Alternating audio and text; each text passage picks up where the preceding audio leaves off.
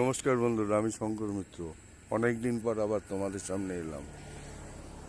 আমি আজ যাচ্ছিলাম, যেতে যেতে একটা গ্রামীণ দৃশ্য, এই সূর্যটা অস্ত যাচ্ছে, এত সুন্দর লাগছে। ভাবলাম আমার বন্ধুদের একটু দেখাই। এগুলো তো আমাদের কপালে সকল সময় জোটে না দেখা, তাই আমি দেখানোর জন্য দাঁড়িয়ে পড়লাম। আর একটা জিনিস দেখাবো তোমাদের, যে এখন পেয়ারা আমাদের হুগলি জেলাতেও চাষ হয়। বারুইপুর থেকে পেয়ারা আনতে হবে না।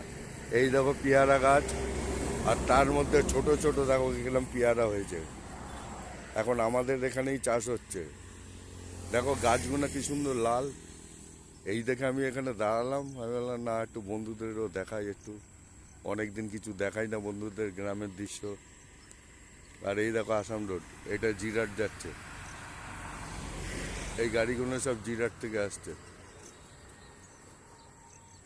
পেয়ারা গাছগুলো দেখো, খুব ভালো লাগবে। এই দেখো কত পেয়ারা হয়েছে এইটুকু গাছে। এই যে সাদা কাপড় দিয়ে বেঁধে রেখেছে, এখানে সব পেয়ারা। আর গাছের কালার দেখো লাল।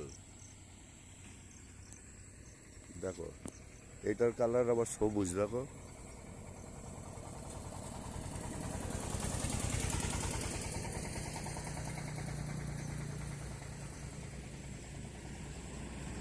আর মাঠ দেখো, সব ধান কাটা হয়ে গেছে, কিরম ফাঁকা।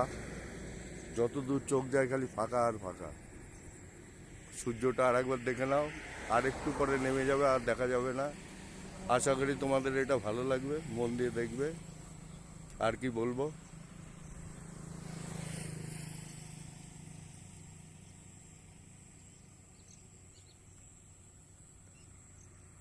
যদি তোমাদের ভালো লাগে দেখবে।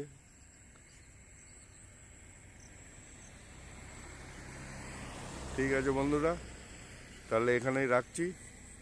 সবাই ভালো সুস্থ থেকো, ভালো থেকো, রাখলাম।